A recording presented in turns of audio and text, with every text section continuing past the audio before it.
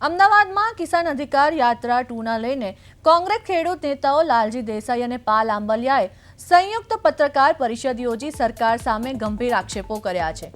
નેતાઓએ જણાવ્યું કે ખેડૂતોના હિત અને ગામડાના પ્રશ્નોને લઈને લાંબા સમયથી સંઘર્ષ ચાલી રહ્યો છે અને વીજ લાઇન તેમજ જમીન વળતર મુદ્દે ખેડૂતોને ન્યાય મળતો નથી।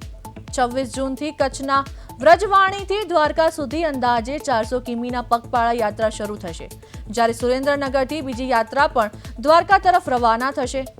નેતાઓએ કહ્યું કે અનેક ગામોમાં ખેડૂતોને નોટિસ અપાઈ છે અને વળતર મુદ્દે યોગ્ય ઉકેલ નહીં મળતો।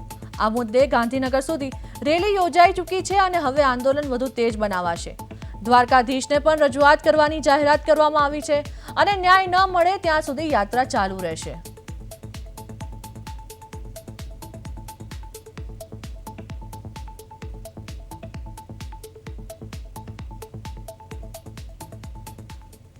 નંબર 1 નંબર 2 આ 1885 નો ટેલિગ્રાફ એક્ટ 2003 નો ઇલેક્ટ્રિસિટી એક્ટ આ બંને કાયદાથી જે ખેડૂતને નોટિસ આપવામાં આવે છે આ બંને કાયદા સરકારી કંપનીઓ માટે બનેલા હતા, જન સુખાકારી માટે બનેલા હતા, લોકોને વીજળી પૂરી પાડવા માટે સરકારી ખર્ચે પૂરી પાડવા માટે બનેલા હતા, નહીં કે અદાણી અંબાણી જેવાના ધંધા માટે આ કાયદા બનેલા હતા।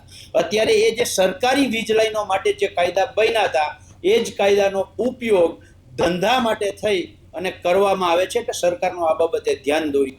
ઓછામાં ઓછા 100 યાત્રીઓ તો લગાતાર હશે, પણ ગામો ગામથી હજારો ખેડૂતો સ્વાગતના સ્વરૂપમાં, યાત્રાના સ્વરૂપમાં ગામ ગામ પ્રમાણે એ જોડાતા જશે। આ યાત્રા અવિરત ચાલશે। અત્યારે 550 કિલોમીટરનું છે। આ અહીંયા એન્ડ નથી, આ યાત્રા પાર્ટ 2 છે।